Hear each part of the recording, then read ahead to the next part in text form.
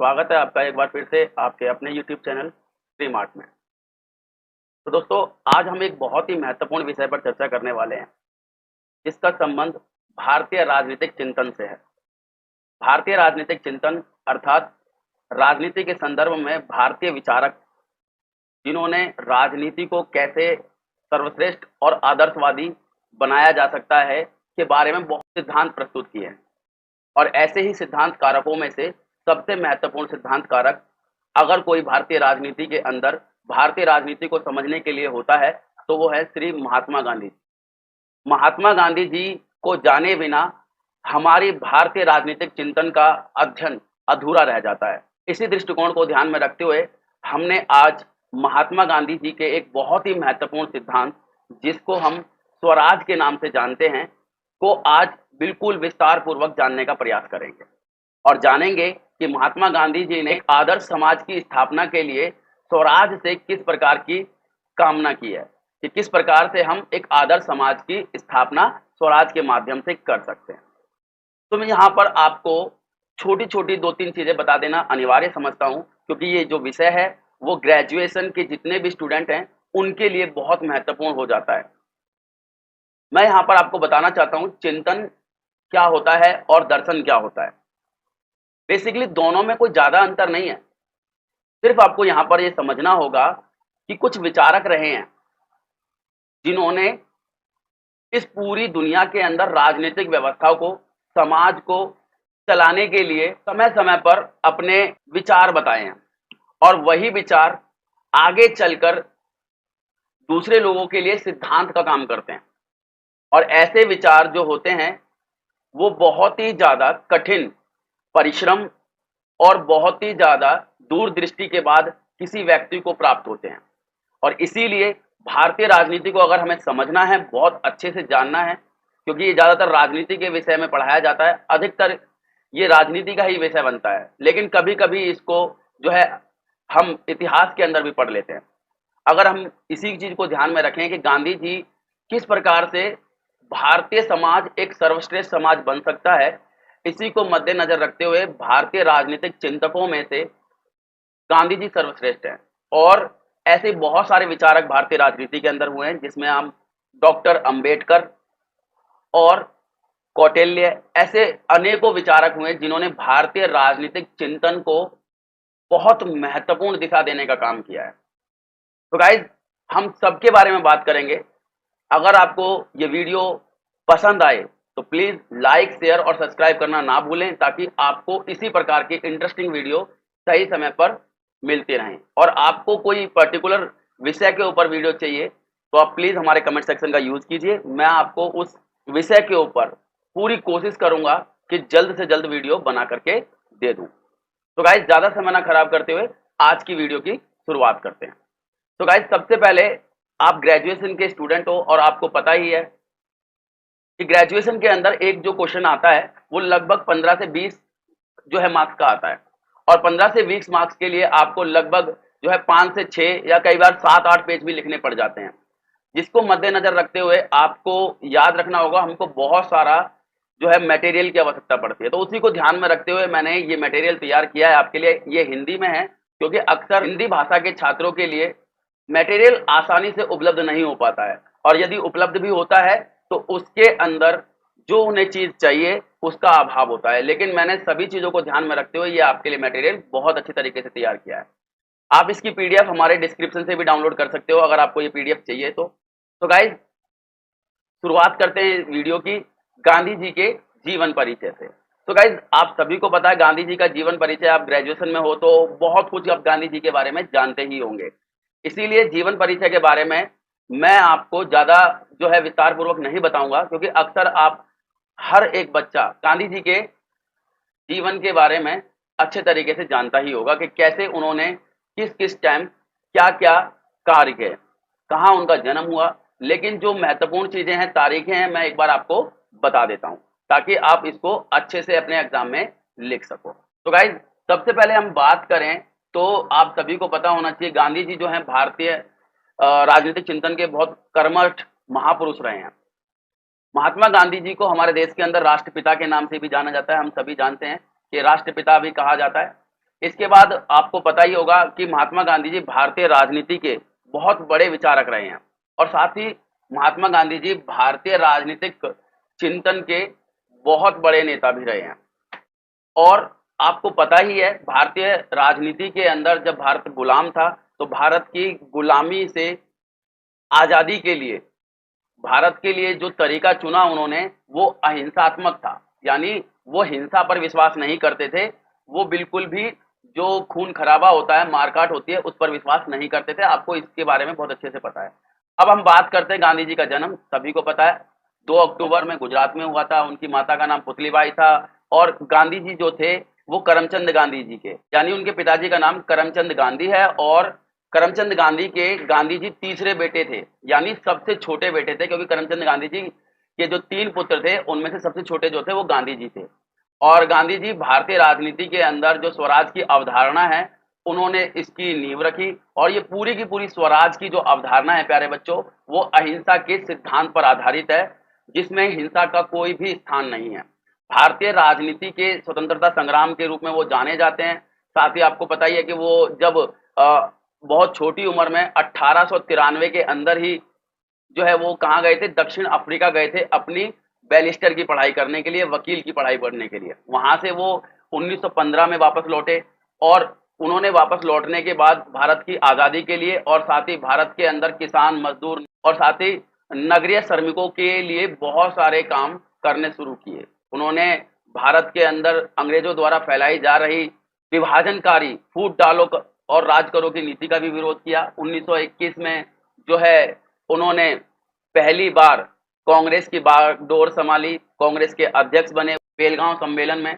इसके बाद उनके द्वारा अनेक राष्ट्रव्यापी आंदोलन भी चलाए, जिसके बारे में आप क्लास 12th के अंदर हिस्ट्री के अंदर पढ़ करके ही आए होंगे, जिसके अंदर आप देखोगे तो 1920 का आप सभी बता सकते हो। देखिए मैं विस्तार पूर्वक आपको बता रहा हूं, लेकिन लिखते समय आपको इतना विस्तार पूर्वक बताने की आवश्यकता नहीं पड़ेगी क्योंकि आपको बहुत सारी चीजें पता ही चल चुकी होंगी।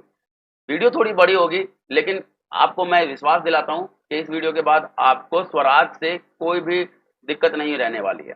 तो सबसे पहले मैं बता रहा था कि उनका जो पहला आंदोलन जिसको हम राष्ट्रीय आंदोलन कहते हैं 1920 में असहयोग आंदोलन, फिर 1930 में आपको पता है नमक सत्याग्रह जिसको कभी कभी हम सविनय अवज्ञा आंदोलन के नाम से भी पुकारते हैं।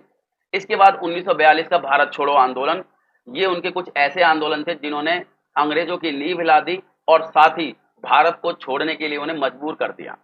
इसके बाद हम बात करें, गांधी जी चाहते नहीं थे कभी भी भारत का विभाजन हो, साथ ही शालीनता बिल्कुल जो है सादा किस्म का शाकाहारी भोजन खाया करते थे, आत्मशुद्धि के लिए लंबे लंबे उपवास रखा करते थे और आजादी के बाद 30 जनवरी 1948 को उनकी हत्या कर दी गई नथुराम गोडसे के द्वारा। तो गाइज ये तो बहुत जो है विस्तार पूर्वक हो गया, आप इसमें से पॉइंट पॉइंट लेकर के अपना जीवन परिचय बहुत अच्छे से बता सकते हो, या इसके अलावा भी आपको बहुत सारी उनके बारे में जीवन के इंटरेस्टिंग बातें पता होंगी, लेकिन ये सब राजनीति के दृष्टिकोण से महत्वपूर्ण थी, इसीलिए मैंने आपको ये चीजें बताई। इसके बाद हम बात करेंगे गाइज गांधी जी के स्वराज का ऐतिहासिक आधार क्या है या अवधारणा क्या है। तो मैं आपको स्वराज के बारे में बता देता हूं कि जो स्वराज शब्द है या स्वराज एक ऐसा अवधारणा है जो कोई नई नहीं है। हम सोचते हैं कि स्वराज जो शब्द है उसको गढ़ने में महात्मा गांधी जी का ही हाथ है, ऐसा नहीं है। स्वराज शब्द बहुत पुराना है, स्वराज शब्द बहुत पुराना है, परंतु उसको लोकप्रिय और व्यवहारिक बनाने का काम सबसे अगर ज्यादा किया किसी ने तो वो महात्मा गांधी जी ने किया। चलिए मैं अब आपको इसके बारे में थोड़ा सा और समझाने का प्रयास करता हूं, जो लिखा हुआ है मैं आपको समझा देता हूं कि स्वराज शब्द कोई नया नहीं है बल्कि बहुत ही पुराना है, लेकिन ये सच है कि इस शब्द को लोकप्रिय बनाने में सबसे ज्यादा यदि किसी ने कार्य किया है तो वो गांधी जी ने किया है। मैं आपको और भी पहले बता चुका हूं कि स्वराज के बारे में, जो स्वराज है ना वो भारतीय राजनीतिक चिंतन में एक आत्मशासन की अवधारणा की तरह समझा जाता है। आत्मशासन की अवधारणा मतलब खुद को शासित करने की अवधारणा, यानी अपने खुद को चलाने की अवधारणा, जिसके माध्यम से हम राज्य व्यवस्था में स्वाधीनता प्राप्त कर सकते हैं। यदि हम आत्म शासित हो जाएं, यदि हम अपने आप को गाइड कर लें तो इससे क्या होगा, इससे हम आत्मशासन होने के बाद आसानी से पॉजिटिव होकर स्वाधीनता की तरफ बढ़ सकते हैं। ऐसा राजनीतिक चिंतन के अंदर स्वराज का एक आधार है। इसके बाद मैं बताऊं कि आधुनिक युग में स्वराज शब्द को लोकप्रिय बनाने में और भी लोगों का योगदान है। जैसे मैं बात करूं दादा भाई नौरोजी, स्वामी विवेकानंद और लोकमान्य तिलक। तिलक जी ने आप सभी को पता है कि स्वराज मेरा जन्मसिद्ध अधिकार है और इसे मैं लेकर के रहूंगा, ऐसे शब्दों का भी प्रयोग किया है। ठीक है गाइस, और थोड़ा सा हम इसका ऐतिहासिक अवधारणा जानते हैं उदारवादियों के अनुसार। अगर आपको एक और पॉइंट बनाना है, जैसे क्योंकि आपको पता ही है कि ग्रेजुएशन में पॉइंट्स बहुत महत्वपूर्ण रखते हैं, तो आप बता भी सकते हो कि उदारवादियों के अनुसार स्वराज की अवधारणा। ठीक है, आप अलग से पॉइंट बना सकते हो कि उदारवादियों के अनुसार स्वराज की अवधारणा कैसी है। तो आप बताइए कि जो उदारवादी लोग हैं गाइस, उन्होंने विदेशी वस्तुओं का बहिष्कार को उचित ठहराने के लिए, न्यायोचित ठहराने के लिए एक शब्द का प्रयोग किया जिसका नाम था स्वदेशी। स्वदेशी शब्द कहीं ना कहीं मूल अर्थों में स्वराज शब्द से ही निकला है। स्वदेशी का मतलब भी होता है अपने देश का या अपने द्वारा निर्मित किया हुआ। तो इसीलिए स्वदेशी शब्द भी स्वराज शब्द का ही मूल भाव से जुड़ा हुआ है। लेकिन स्वराज शब्द को इसके मूल अर्थों में व्यक्तिगत आत्मशासन के रूप में यूज करने का जो श्रेय जाता है वो महात्मा गांधी जी को आप जाता है। आपको पता ही होगा, और ग्रेजुएशन में आप पढ़ रहे हो तो आपने जरूर सुना होगा कि स्वराज, मैं आपको एक बात बता देता हूं कि स्वराज इतना इंपॉर्टेंट टॉपिक है कि हर बार एग्जाम में लगभग पूछ लेता है गांधी जी के स्वराज की अवधारणा, क्योंकि ये बहुत महत्वपूर्ण अवधारणा है। इसी के अंदर आपका लगभग सर्वोदया भी बता दिया जाएगा, इसी के अंदर राम राज्य भी बता दिया जाएगा, और सर्वोदया की अवधारणा भी जो मैं अभी आपको बताने की कोशिश करूंगा आगे जाकर के, वो भी कहीं ना कहीं स्वराज से ही निकली हुई है। और इस प्रकार से अगर आप देखो तो इतने महत्वपूर्ण दृष्टिकोण अगर किसी सिद्धांत के अंदर आते हैं तो वो सिद्धांत कितना महत्वपूर्ण हो जाएगा, वो अवधारणा कितनी महत्वपूर्ण हो जाएगी, तो स्वराज को जानना आपके लिए बहुत जरूरी हो जाएगा। ठीक है, चलिए मैं आपको और आगे की तरफ ले चलता हूं कि ये सब ऐतिहासिक अवधारणा में करने का जो श्रेय जाता है वो महात्मा गांधी जी को जाता है। मैंने बता दिया ऐतिहासिक अवधारणा क्या थी, कि ये कोई नया शब्द नहीं है, हालांकि लोकप्रिय बनाने का काम गांधी जी के द्वारा किया गया। और मैंने बताया भारतीय राजनीतिक चिंतन में स्वराज शब्द का इतिहास में जो प्रयोग होता है वो आत्मशासन की अवधारणा के रूप में प्रयोग होता है, और इसको वर्तमान में भारत की स्वाधीनता में प्राप्त करने के लिए भी यूज किया जाने लगा। लेकिन इस शब्द का प्रयोग गांधी जी के अलावा भी बहुत सारे लोगों ने किया, जैसे दादा भाई नौरोजी, स्वामी विवेकानंद, तिलक वगैरह आदि ने। फिर मैंने आपको बताया, अगर एक पॉइंट और ऐड करना है तो आप उदारवादियों के अनुसार स्वराज को बता दीजिए कि उदारवादियों के अनुसार स्वराज कैसा होता है। तो उदारवादियों ने स्वराज को विदेशी वस्तुओं का बहिष्कार करने के लिए उपयोगी ठहराया। उन्होंने कहा कि विदेशी वस्तुओं का बहिष्कार करना ही स्वराज है। स्वदेशी शब्द मूल रूप से स्वराज से ही निकला है, लेकिन स्वराज कहीं ना कहीं गांधी जी ने ही आत्मशासन के रूप में यूज किया। तो इतना सब कुछ आपको इस अवधारणा के अंदर लिखना है। देखिए गाइस, समझा मैं बहुत बड़ा रहा हूं, मैंने बोला था आपको वीडियो थोड़ी बड़ी होगी, लेकिन प्रॉब्लम आपको कहीं नहीं होगी। देखिए गाइस, प्रारंभिक जो राष्ट्रवादी और उदारवादी थे, यानी उदारवादी और राष्ट्रवादी क्या होते थे कि थोड़ा सा आपको समझना पड़ेगा। उदारवादी और उग्रवादी के बारे में आप अच्छे से पता ही होगा आपको। भारत के जो स्वाधीनता संग्रामक थे जिन्होंने स्वाधीनता की लड़ाई लड़ी, वो 1907 के सूरत अधिवेशन में आपको पता है कांग्रेस दो भागों में बटी थी। ठीक है, नरम दल और गरम दल।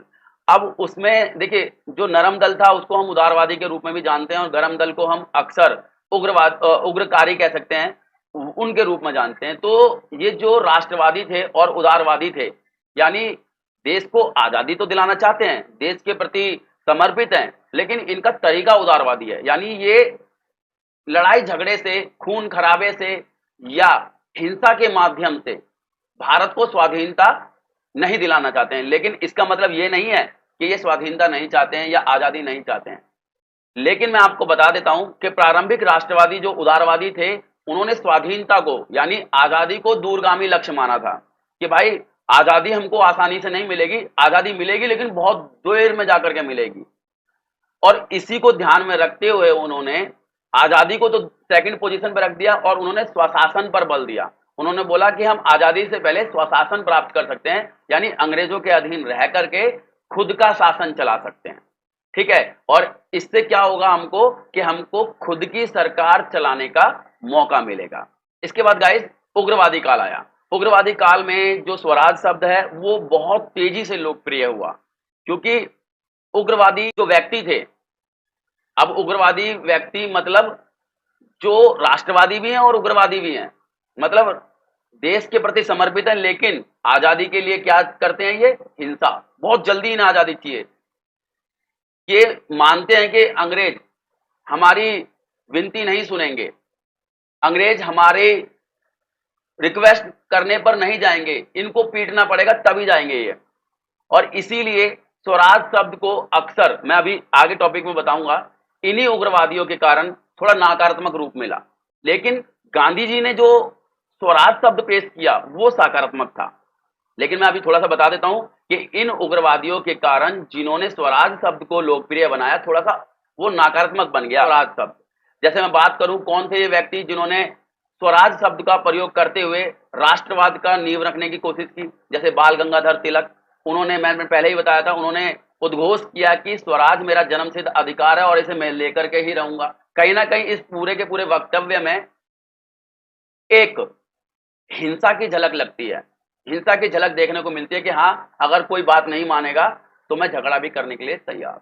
ऐसा इस शब्द को रूप देने का जो काम किया वो उग्रवादियों ने किया। अब ये उग्रवादी वो वाले उग्रवादी नहीं जो वर्तमान में भारत के अंदर हैं, ये उग्रवादी भारत की स्वाधीनता वाले उग्रवादी हैं, जो भारत को आजाद कराना चाहते थे। हम इन उग्रवादियों को राष्ट्रवादी कहते हैं। ठीक है, चलिए नेक्स्ट मैं आपको बताता हूं। फिर इसके बाद इस शब्द के बारे में ऐतिहासिक आधार अगर और जानना है तो गांधी जी को फिर थोड़ा सा और आगे लेके आते हैं। गांधी जी ने इस शब्द की पहली बार 1920 में इसका प्रयोग किया था। देखिए, गांधी जी ने भी इसका प्रयोग 1920 में से पहली बार किया और कहा कि मेरा स्वराज भारत के लिए संसदीय शासन की मांग है। मेरा स्वराज झगड़ा नहीं है, मेरे स्वराज का अर्थ हिंसा नहीं है, मेरे स्वराज का अर्थ है भारत के लिए संसदीय व्यवस्था की मांग, जो वयस्क मत अधिकार पर आधारित होगी, यानी जिसमें सबको वोट देने का अधिकार होगा। गांधी जी का मत था कि स्वराज का अर्थ है जनप्रतिनिधियों द्वारा संचालित ऐसी व्यवस्था जो जन आवश्यकताओं तथा जन आकांक्षाओं के अनुरूप हो। देखिए कितनी बड़ी बात कही, ये इंपॉर्टेंट हो जाएगा आपके लिए कि गांधी जी के लिए स्वराज का अर्थ क्या था।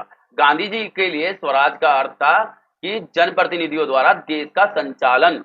गांधी जी के लिए स्वराज का अर्थ था संसदीय व्यवस्था के द्वारा शासन, और जो किस पर आधारित होगा, वयस्क मताधिकार पर आधारित होगा, और जो शासन लोगों की आवश्यकताओं की पूर्ति करेगा और जन आकांक्षाओं के अनुरूप होगा। इस प्रकार से गांधी जी का स्वराज का विचार ब्रिटेन के राजनीतिक, सामाजिक, आर्थिक, नौकरशाही, कानूनी, सैनिक एवं शैक्षणिक सभी संस्थाओं के प्रति बहिष्कार का एक आंदोलन बन गया, क्योंकि गांधी जी की जो मांग थी वो ब्रिटेन की इन सभी व्यवस्थाओं के ऊपर, जैसे कि मैं बताऊं, राजनीतिक, सामाजिक, आर्थिक, नौकरशाही, कानूनी, सैनिक, शैक्षणिक, इन सब के ऊपर वार करती थी, जो गांधी जी के स्वराज के अनुरूप दृष्टिकोण था गांधी जी का।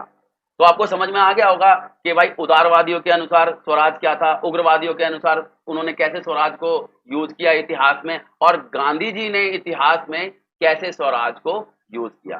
तो गाइज, प्यारे बच्चों, आपके लिए ये था स्वराज का ऐतिहासिक आधार। अब आप इसको अपने शब्दों में नोट्स के माध्यम से आसानी से भी लिख सकते हो। मेरा काम था आपको समझाने का, जो मैं बहुत अच्छे से समझाने की आपको पूरी कोशिश करूंगा। ठीक है, तो चलिए नेक्स्ट टॉपिक देखते हैं अपना।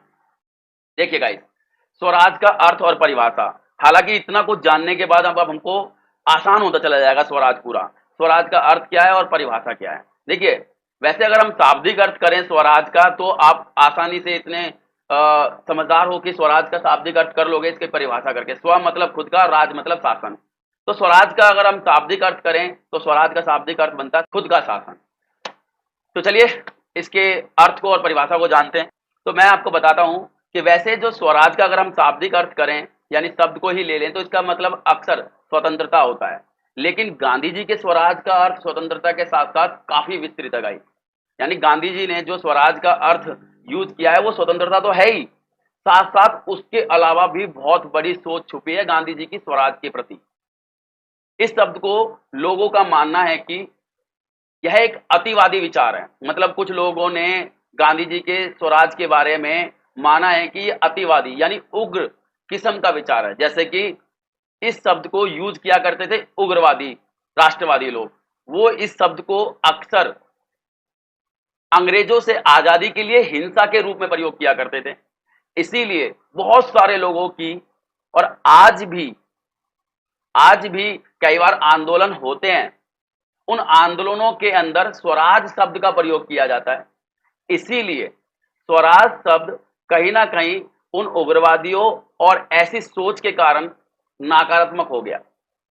नकारात्मक मतलब हो गया, इसका मतलब अधिकतर विचारक इसे यानी अराजकता की तरफ लेकर चले गए कि भाई स्वराज का मतलब तो अराजकता है। स्वराज जो भी मानता है, स्वराज को जो भी एक्सेप्ट करता है, इसका मतलब वो कानून। अराजकता का मतलब आप सभी को पता होगा बेटा, अराजक का मतलब होता है जंगल राज, जो किसी कानून व्यवस्था को नहीं फॉलो करता है। इसको इंग्लिश में मोनार्की कहते हैं। आपने पढ़ा भी होगा कि अराजकता के बारे में 11th 12th क्लास के अंदर अच्छे से आपको पढ़ करके आप आए होंगे। तो अक्सर विचारक जो है स्वराज को अराजकता से जोड़ देते हैं, नकारात्मक बना देते हैं कि भाई इसका मतलब तो लड़ाई झगड़ा है, अगर कोई स्वराज शब्द का यूज कर रहा है तो नकारात्मक है। ऐसा नहीं है। और अव्यावहारिकता के साथ जोड़ करके देखते हैं, मतलब जो विचारक हैं वो ये देखते हैं, एक तो ये अराजक है, ये शब्द अतिवादी है, झगड़ा करता है, हिंसा करता है, और साथ में अव्यावहारिक है। अव्यावहारिक का मतलब ये है कि इस स्वराज के माध्यम से जिस समाज की स्थापना करने की कोशिश की जा रही है, जिस विचार को प्राप्त करने की कोशिश की जा रही है, वो अव्यावहारिक है, वो कभी प्राप्त नहीं हो सकता है। यदि प्राप्त हो भी जाए तो वो चल नहीं सकता है, ऐसा मानना है अतिवादियों का स्वराज के प्रति।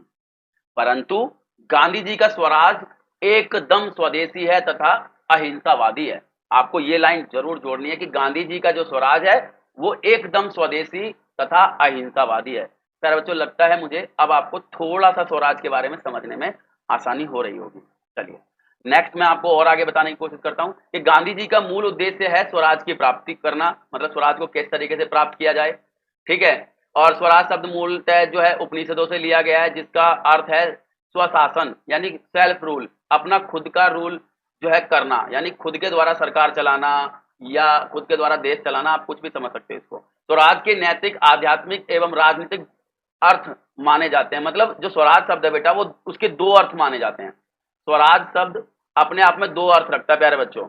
पहला अर्थ ये तो नैतिक है। नैतिक मतलब हमको अच्छाइयां सिखाता है, यानी देश को अगर किसी ने गुलाम बना रखा है तो हमारी जिम्मेदारी बनती है हम उसको आजाद कराएं, ये हमारा नैतिक बनता है। आध्यात्मिक भी बनता है। आध्यात्मिक मतलब इसके द्वारा हम खुद को आत्मनिर्भर कर सकते हैं।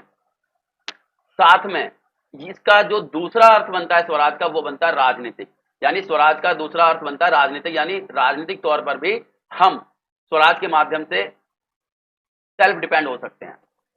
अब मुझे लगता है आपको और अच्छे से समझ में आ रहा होगा गांधी जी के स्वराज के बारे में। जबकि राजनीतिक रूप से स्वराज का अर्थ लोगों द्वारा अपना स्वयं शासन भी करना होता है, यानी दोनों तरीके से आप बता सकते हो। देखिए ये स्वराज का ही इन्होंने यहाँ पर एक्सप्लेन कर दिया है, क्योंकि स्वराज का मतलब तो आपको पता ही है, उन्होंने लिख दिया यहाँ पर। जबकि राजनीतिक रूप से स्वराज का अर्थ लोगों द्वारा अपना शासन स्वयं करना है। देखिए गाइस, ये जो है आपके लिए बहुत इंपॉर्टेंट हो जाता है। अब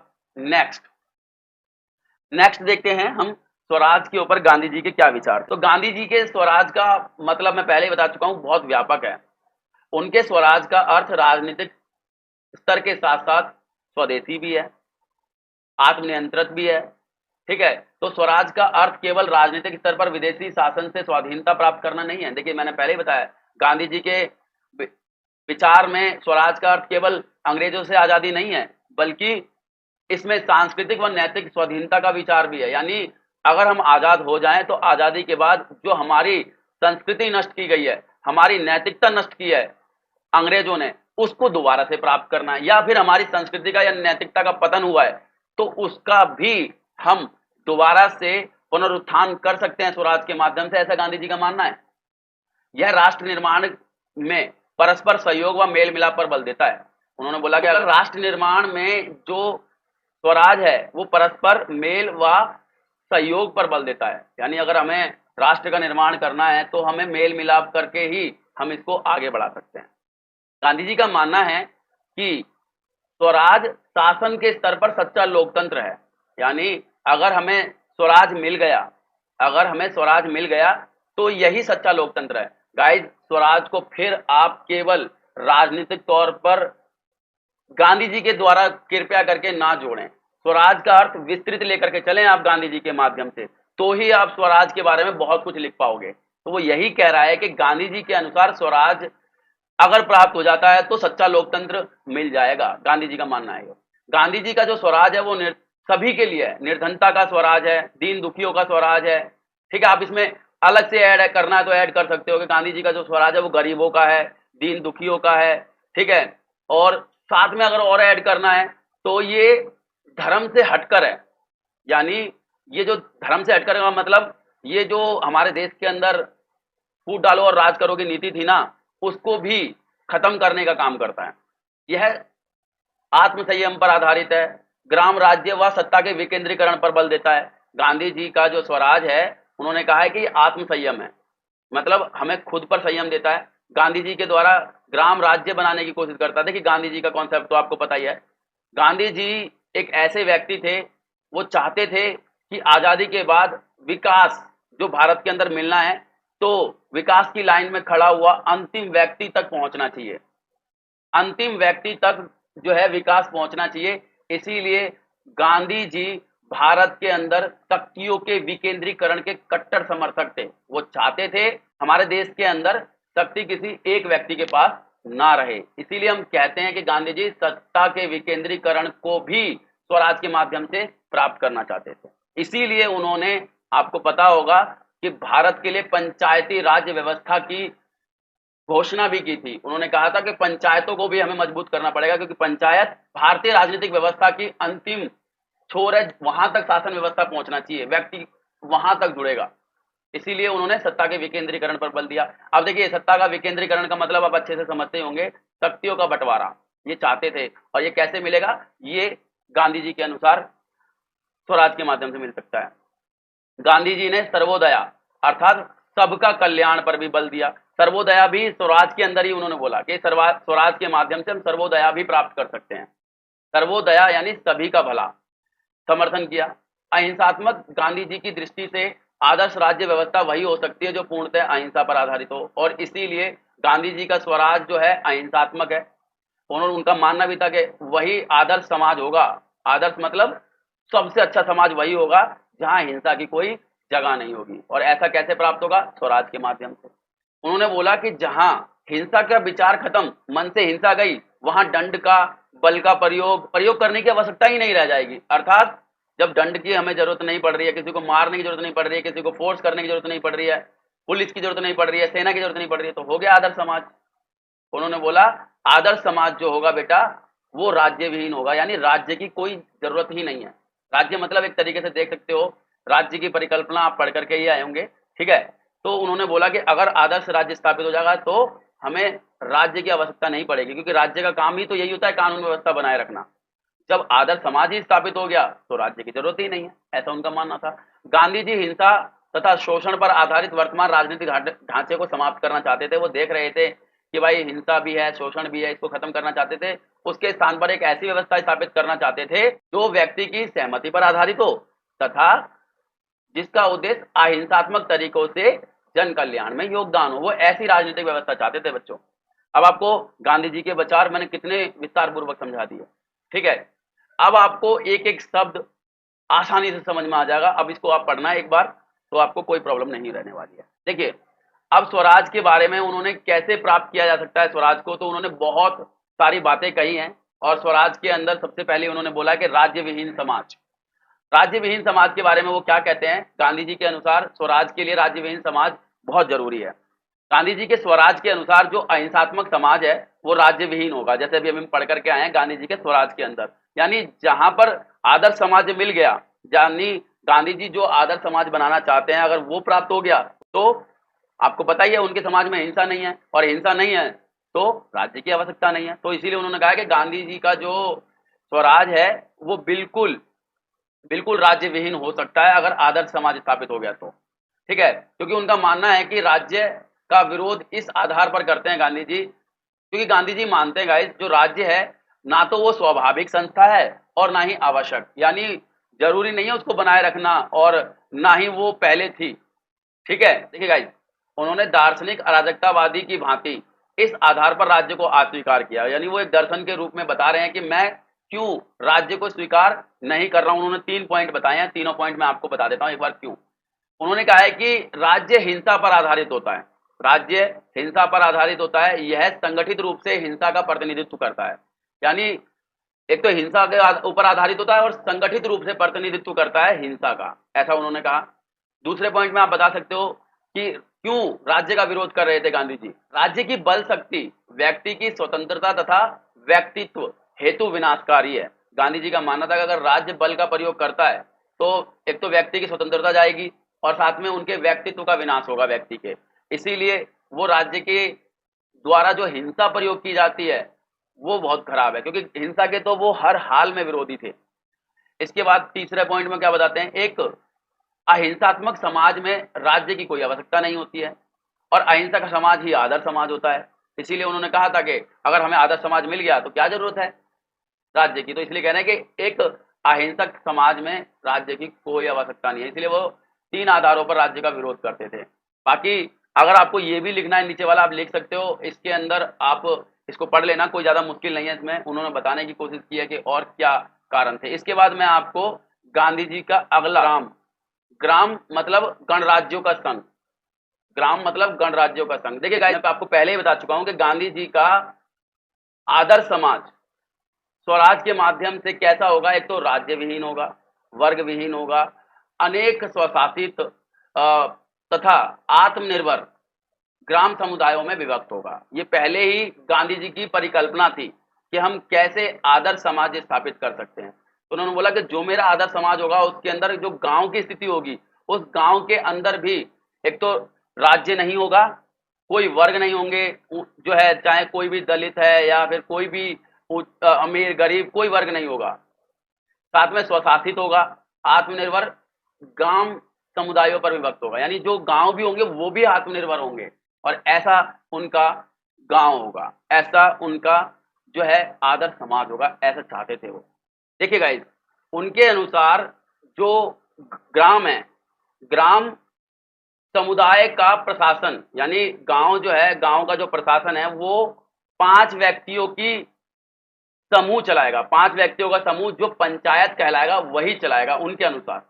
और जो ये पंचायत होगी ये भी गांव वासियों द्वारा ही निर्वाचित होगी। ये पुरानी वाली पंचायत नहीं जिसमें अधिकतर धनी वर्ग, जात से संपन्न लोग या ऊंची कास्ट के लोग वो अपना आधिपत्य रखते थे, वो पंचायत का रूप नहीं है उनका। उनका पंचायत का रूप था कि किस प्रकार से पंचायत होगी, गांव को चलाएगी और ये गांव को चलाने वाली पंचायत भी गांव के लोगों द्वारा ही निर्वाचित होगी।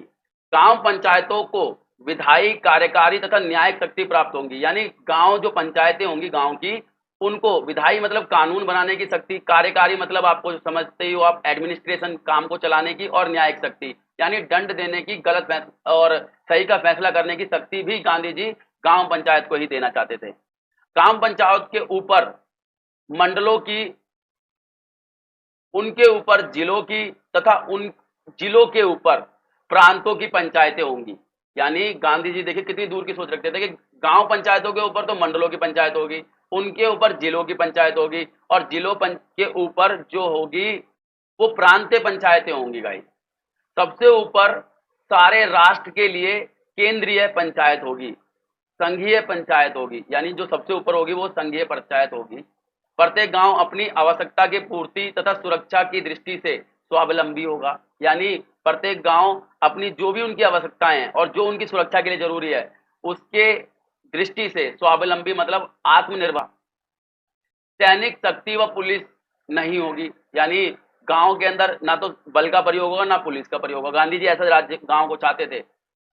बड़े नगर होंगे, कानूनी अदालतें, कारागार यानी जेल तथा भारी उद्योग नहीं होंगे। आपको पता होगा कि गांधी जी बड़े बड़े उद्योगों के विरोधी थे। गांधी जी कुटीर उद्योगों का बहुत समर्थन करते थे, कुटीर उद्योग जो घरों में भी लगाए जा सकते हैं। इसीलिए उन्होंने बोला कि बड़े नगर नहीं होने चाहिए, कानूनी अदालतों की कोई जरूरत नहीं है, कारागार, जेल तथा भारी उद्योग नहीं होने चाहिए, सत्ता का विकेंद्रीकरण होना चाहिए। गांव के अंदर प्रत्येक गांव अपनी स्वेच्छा से संघ से जुड़ा होगा, यानी केंद्र से जुड़ा होगा। गांधी ने इसे वास्तविक स्वराज कहा है। देखिए गांधी जी के अनुसार यही वास्तविक स्वराज है। पंचायत कैसे काम करेंगी, पंचायत के ऊपर कौन सी पंचायत होगी, सबसे बड़ी पंचायत केंद्र की पंचायत होगी और प्रत्येक गांव अपनी आवश्यकता और सुरक्षा की खुद गारंटी लेगा, सैनिक की आवश्यकता नहीं होगी, पुलिस की आवश्यकता नहीं होगी, बड़े नगर, कानून व्यवस्था, अदालतें, जेल, भारी उद्योग नहीं होंगे, सत्ता का विकेंद्रीकरण होगा। ऐसा गांव चाहते थे और ऐसे गांव यदि स्थापित हो जाएंगे तो यही सच्चा स्वराज होगा। देखिए गाइस, मैं आपको आगे बताता हूं कि गांधी जी का मानना था कि जैसे अभी वो गांव की बात पीछे करके आए हैं, जो मैंने अभी आपको बताया है, उन्होंने बोला कि इस प्रकार के गांव के लिए, इस प्रकार के प्रबंधन के लिए, संपोषण के लिए सरकार तो होगी ही होगी, सरकार तो चाहिए ही चाहिए। इसीलिए वो सरकार का समर्थन करते हैं, सरकार होगी। लेकिन एक आधुनिक आलोचक का मत है, गांधी जी के आदर्श समाज के रूप में वो आलोचना करते हैं गांधी जी के आदर्श समाज के बारे में। वो कहते हैं कि गांधी जी का जो आदर्श समाज है मुख्यतः अहिंसक राज्य था, अहिंसा पर आधारित राज्य हो जाए, ना कि हिंसात्मक राज्य विहीन समाज। वो अहिंसात्मक राज्य विहीन समाज नहीं चाहते थे, मतलब राज्य चाहते थे कि कैसे भी करके एक राज्य ऐसा बन जाए जो अहिंसा पर आधारित हो। दूसरी ओर एक व्यक्ति है जिनका नाम है आबिद हुसैन।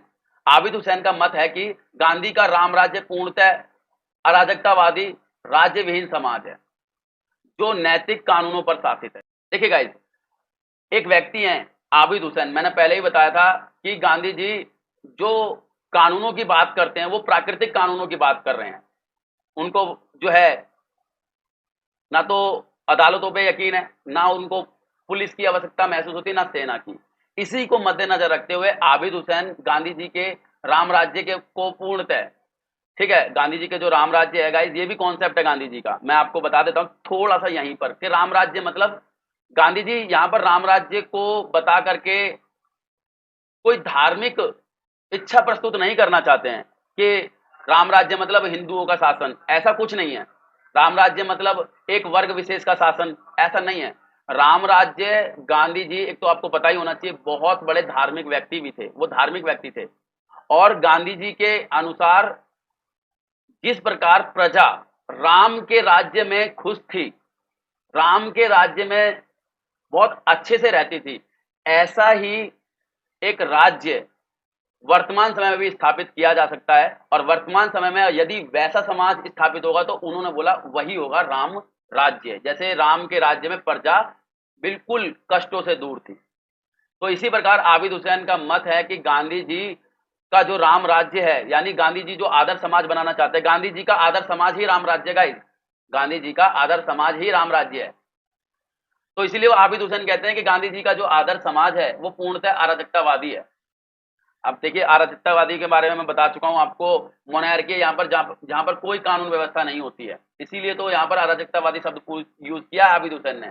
उन्होंने बोला कि गांधी जी का राम राज्य पूर्णतः अराजकतावादी है, जहां पर राज्य की जरूरत नहीं है। वो नैतिक कानूनों के द्वारा शासन करने की बात करते हैं, संवैधानिक कानून या व्यवस्थित कानून की आवश्यकता नहीं है किसी को।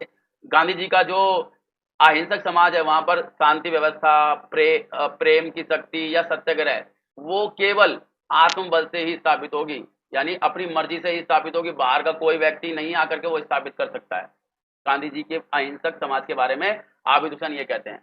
जबकि आबिद हुसैन का मानना है कि कुछ लोगों की प्रवृत्ति होती है कि दूसरों के ऊपर बल जमाना, तो वो ऐसे कहते हैं कि कैसे ऐसे व्यक्ति अपने आत्मबल से जो है संचालित होकर के अहिंसक समाज बना देगा। गांधी जी की इसी प्रकार से राम राज्य की आबिद हुसैन आलोचना करते हैं। गांधी जी के अनुसार सत्याग्रह व्यक्तियों, वर्गों तथा राष्ट्र के मध्य जो शोषण तथा दमन का प्रतिरोध करने का एक बहुत महत्वपूर्ण यंत्र है सत्याग्रह। सत्याग्रह मतलब सत्य के लिए आग्रह, सत्य हमेशा सत्य पर ही चलना, उन्होंने ये बोला। इसके बाद गांधी जी ये जानते थे कि भाई राज्य विहीन, वर्ग विहीन, अहिंसात्मक समाज आसानी से प्राप्त नहीं होगा। राज्य को तत्काल समाप्त करना तो ठीक है भाई, चलिए तत्काल समाप्त कर दिए, परंतु उनका लक्ष्य राज्य को अहिंसा के सिद्धांतों के रूप में ढालना है। यानी राज्य को चलो आप तत्काल समाप्त कर रहे हैं, कर दीजिए, लेकिन जो भी राज्य बनेगा वो अहिंसा के सिद्धांतों के अनुरूप में ढलना चाहिए। जो अहिंसक राज्य है उसमें सामाजिक व्यवहार को नियमित करने के लिए सरकार तो होगी, राजनीतिक सत्ता तो होगी, लेकिन वो कम से कम शासन करेगी। कम से कम शासन मतलब कम से कम इंटरफेयर करेगी लोगों के जीवन के अंदर। वो कहता है सरकार तो होगी लेकिन कम से कम इंटरफेयर करेगी, क्योंकि सामाजिक जीवन आत्मनियमित होगा, क्योंकि जो भी समाज है वो अपने आप ही सेल्फ कंट्रोल है, तो सरकार की जरूरत क्या है वहां पर इतने ज्यादा कंट्रोल करने की। व्यक्ति को पूर्ण स्वतंत्रता प्राप्त होगी, व्यक्ति को पूरी स्वतंत्रता प्राप्त होगी। अधिकांश कार्य स्वयंसेवी संस्थाओं द्वारा संपन्न होंगे, मतलब व्यक्ति पूरा स्वतंत्र होगा, जो भी काम होंगे वो खुद स्वयंसेवी संस्थाएं करेंगी। गांधी जी के जो ये विचार थे रसेल, पीएचडी कोल जैसे गिल्ड समाजवादियों से मिलते जुलते हैं। ये भाई बहुत बड़े विचारक हैं, इनके बारे में आप जो है पोस्ट ग्रेजुएशन में जरूर पढ़ सकते हो, ठीक है। तो उनसे मिलते जुलते हैं इनके विचार। आर्थिक विकेंद्रीकरण, आर्थिक विकेंद्रीकरण मतलब, आर्थिक मतलब होता है धन, ठीक है। और यहाँ पर गांधी जी धन से ज्यादा आप समझ सकते हो कि ऐसा कोई संसाधन समझ लीजिए पूरा, ठीक है। तो आर्थिक विकेंद्रीकरण मतलब पूरी तरीके से संसाधनों का विकेंद्रीकरण करना चाहते थे गांधी जी। इसके माध्यम से भी हम आदर्श समाज की तरफ पहुंच सकते हैं। तो गांधी जी का जनतांत्रिक समाज एक समाजवादी राज्य होगा, यानी गांधी जी का जो लोकतांत्रिक समाज है, जनतंत्र मतलब वही लोकतंत्र होता है, वो एक समाजवादी राज्य होगा, समाजवाद में ही ऐसा होगा। भागवत पुराण से प्रभावित होने के कारण उनका भागवत पुराण वो बहुत पढ़ते थे, और मैंने बताया था आध्यात्मिक व्यक्ति भी थे, इसीलिए उनका विचार या मत था कि अब देखिए ये पढ़ लेना आप, मैं इसको पढ़ूंगा तो खामखा बहुत समय लग जाएगा, वैसे वीडियो मैंने बोला था लंबी हो जाएगी।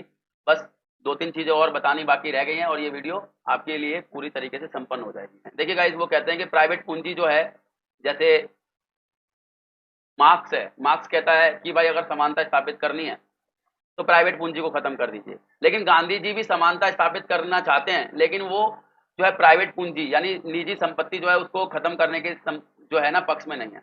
उनके लिए आर्थिक समानता से क्या मतलब है, उनके लिए आर्थिक समानता से मतलब ये नहीं कि सबको बराबर पैसे वाला कर दिया जाए।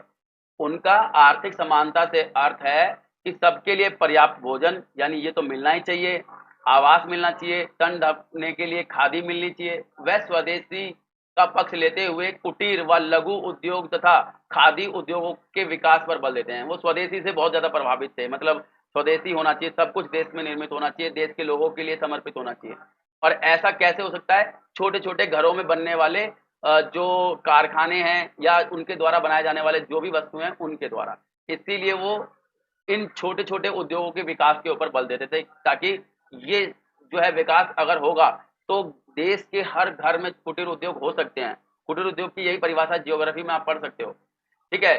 तो वो विकसित होंगे, अगर घर विकसित, ग्राम विकसित, फिर ग्राम से जिला, फिर देश विकसित, ऐसा वो चाहते थे। ये है उनका आर्थिक दृष्टिकोण। और भी आगे बताता हूँ और क्या सोचते हैं वो अर्थव्यवस्था विकेंद्रीकरण के। तो गांधी जी ने प्रौद्योगिकी यानी टेक्नोलॉजी प्रधान उद्योगों या मशीनों द्वारा उत्पादन का विरोध किया है तथा इनके स्थान पर श्रम प्रधान उद्योगों को वरीयता दी है।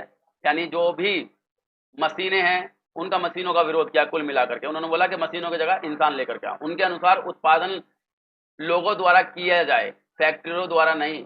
मैंने जैसे कि बताया वो चाहते थे कि गांव विकसित हों, गांव के लोग विकसित होंगे तो अपना देश अपने आप ही आगे निकल जाएगा। तो इसीलिए वो कहते थे कि उत्पादन जो हो वो गांव के लोगों द्वारा हो, फैक्ट्री द्वारा नहीं। और भाई उन्होंने एक श्रम सिद्धांत दिया है, उन श्रम सिद्धांत में बताया कि उन्होंने हर एक व्यक्ति श्रम तो करे ही करे और अपने उपभोग के लिए वस्तुएं बनाए, ऐसा उन्होंने कहा। क्योंकि इसमें प्रत्येक प्रकार की सेवाएं, चाहे नाई हो, वकील हो या श्रम को एक जैसा सम्मान दिया जाएगा। उन्होंने बोला कि ये जो व्यवस्था है श्रम सिद्धांत, उन्होंने बोला चाहे तो नाई हो चाहे वकील हो, सबको बराबर सम्मान दिया जाएगा। उन्होंने बोला जब सब ही बराबर हो जाएंगे, सबको बराबर सम्मान मिलने लग जाएगा तो वर्ग खत्म हो जाएगा, और वर्ग के आधार पर जो भेदभाव है वो भी खत्म हो जाएगा और वर्ग विहीन समाज स्थापित हो जाएगा। गांधी जी ने भूस्वामियों, पूंजीपतियों की संपत्ति अधिग्रहण का समर्थन नहीं किया। उन्होंने बोला कि कोई जरूरत नहीं है कि इन लोगों की जो संपत्ति छीन ली जाए। जैसे ईसाई समाजवादी है ना, वो कैसे कहते हैं कि उनसे उम्मीद करते हैं कि भाई वो हमारी मदद करें, यानी कौन, ये पूंजीपति ईसाई समाजवादी। तो ऐसी सोच गांधी जी की भी थी। वो मानते थे कि अगर हम देश के बड़े पूंजीपति हैं तो उनसे जमीन छीन करके, उनसे पैसा छीन करके कोई फायदा नहीं है, सरकार को दे करके उनको काम करने दीजिए, वो और तेजी से विकास कर रहे हैं। इस आधार पर वो कहते हैं कि अगर हम उनसे अनुनय करें, प्रेम से समझाएं, तो वो देश के अंदर विकास को लाने में और परिवर्तन को लाने में मदद कर सकते हैं। और आगे क्या कहते हैं कि पूंजीपति स्वयं को संपत्ति का स्वामी ना समझें, बल्कि ट्रस्टी समझें, न्याय से समझें, मतलब एक तरीके से देखने वाला समझें। जो संपत्ति उनके पास है वो उसे समाज की धरोहर समझें। मतलब उन्होंने बोला कि जो उनकी संपत्ति उनके पास है वो लेकर के नहीं आए थे, पैदा हुए थे जब, तो समाज से ही मिली है उन्हें। तो समाज का रखवाला समझे उसे, मतलब समाज की संपत्ति का रखवाला समझे अपने आप को, पूंजीपति अपना ना समझे।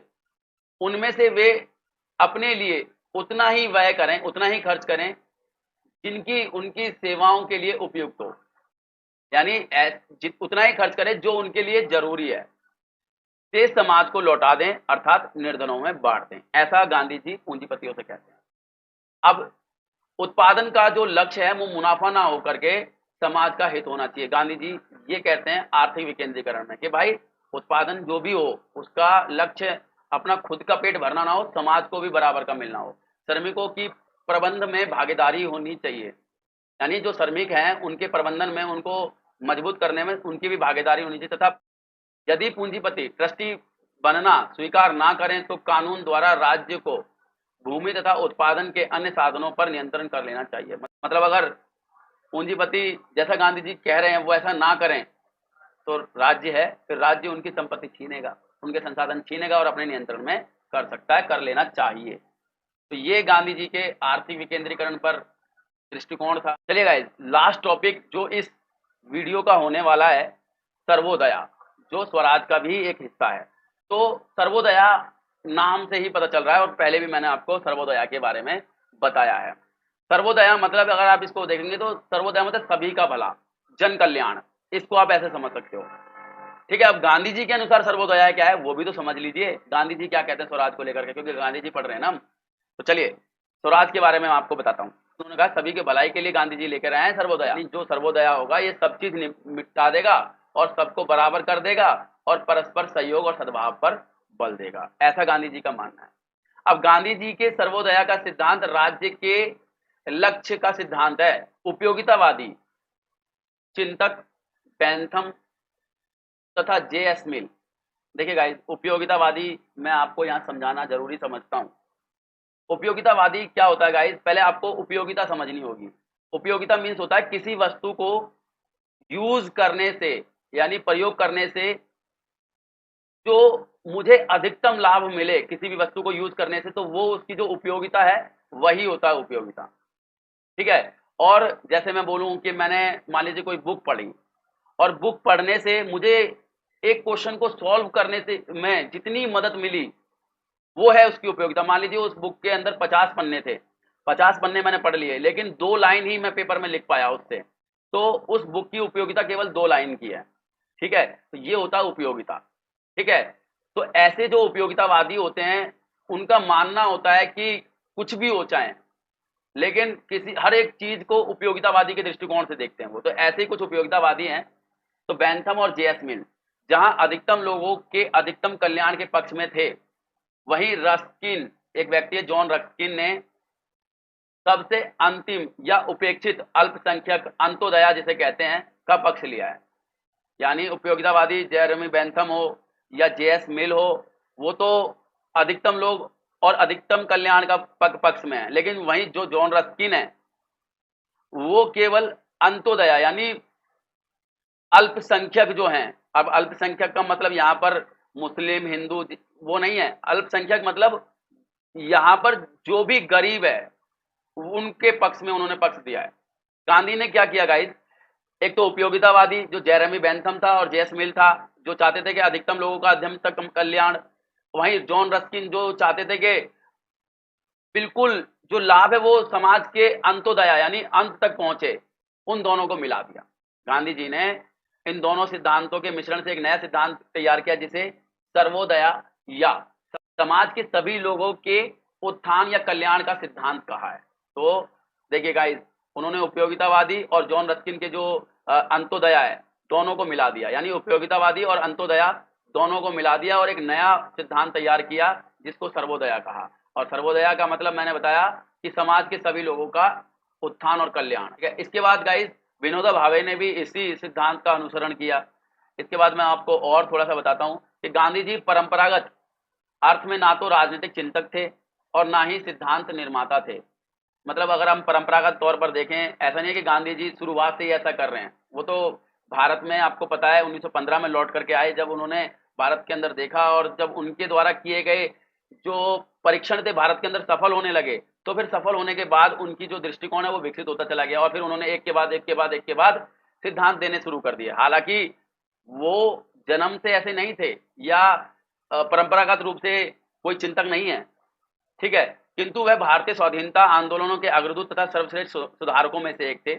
एक और सत्याग्रह और अहिंसा के आधार पर उन्होंने असहयोग आंदोलन, सविनय अवज्ञ आंदोलन तथा भारत छोड़ो आंदोलन का नेतृत्व किया, और दूसरी ओर जातिवाद, सांप्रदायिकता और छुआछूत का भी उन्होंने अंत किया। गाइस देखिए, दो तरीके से काम कर रहे थे। तो भारत को आजादी दिलाने के लिए आंदोलन कर रहे थे, साथ में समाज के अंदर जो गंदगी फैली हुई थी, चाहे वो जातिवाद की गंदगी थी, चाहे सांप्रदायिकता की गंदगी थी, या छुआछूत की गंदगी थी, उन सबको निपटाने का काम किया। जातिवाद के लिए उन्होंने बोला भी था कि जब तक आप तो सभी जाति को एक साथ नहीं लोगे, बड़े जो लोग सोचे, तब तक भारत को आजादी नहीं मिल सकती है। ऐसा बहुत सारी बातें मैं आपको बता सकता हूँ, लेकिन वो आउट ऑफ टॉपिक हो जाएंगे।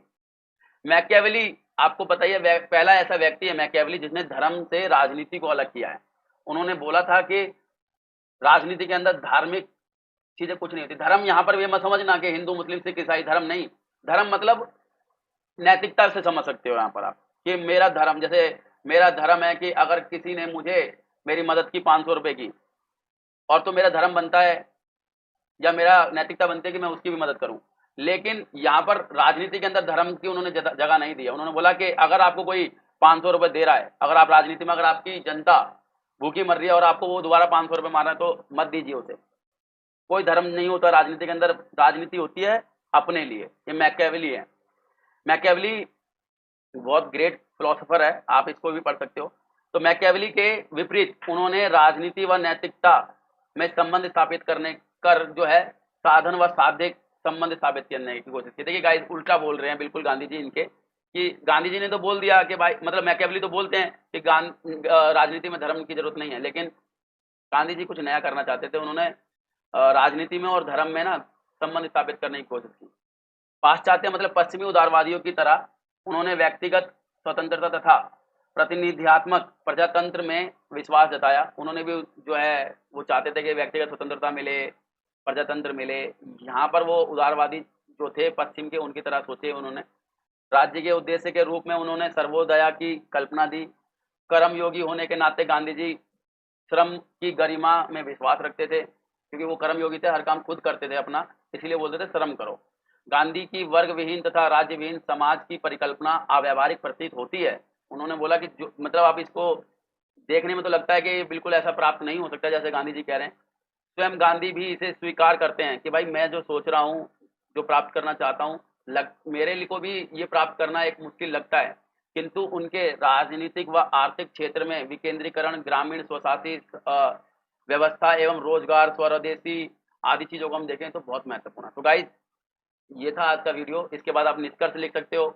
आलोचना में आप बहुत सारी आलोचना आप समझ ही गए होंगे, 2 चीजें ऐड कर देना। तो गाइस, ये था आपका आज का वीडियो। आशा करता हूँ आपको पसंद आया होगा। अगर पसंद आया तो प्लीज़ लाइक शेयर करना बिल्कुल ना भूलें, साथ में सब्सक्राइब करना तो बिल्कुल भी ना भूलें, ताकि आपको आने वाली वीडियो सही समय पर मिलते रहें। तो गाइस, जय हिंद, जय भारत, धन्यवाद।